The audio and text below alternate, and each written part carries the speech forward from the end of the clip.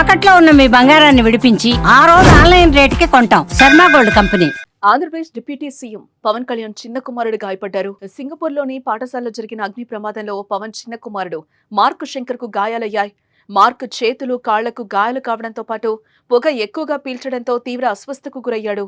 వెంటనే స్కూల్ సిబ్బంది అతన్ని సమీపంలోని ఆసుపత్రికి తరలించి చికిత్స అందిస్తున్నారు. కుమారుడి ప్రమాద వార్తను తెలుసుకుని పవన్ కళ్యాణ్ ను వెంటనే సింగపూర్ కి బయలుదేరమని అధికారులు నాయకులు సూచించారు.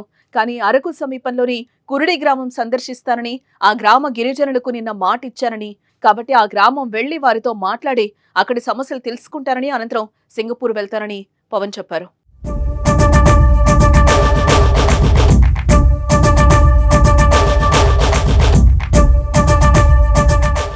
పవన్ కళ్యాణ్ అన్నా లెజినోవా దంపతుల కుమారుడే మార్క్ శంకర్ పవనోవిచ్.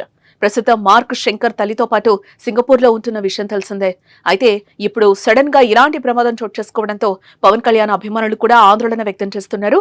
పవన్ భార్య అన్నా లెజినోవా ఎప్పటికప్పుడు మార్క్ శంకర్ ఆరోగ్య పరిస్థితిపై పవన్ కు వివరాలు అందిస్తున్నట్లుగా సమాచారం. పవన్ లెజినోవా దంపతులకు 2 పిల్లలనే సంగతి తెలిసిందే. కొణిదెల పొలినా అంజానీ, కొణిదెల మార్క్ శంకర్, అఖీరా నందన్, ఆద్య రేణుదేశాయ్ పిల్లలు. ఈ 4 బాధ్యతలను పవన్ కళ్యాణ్ చూసుకుంటున్నారు.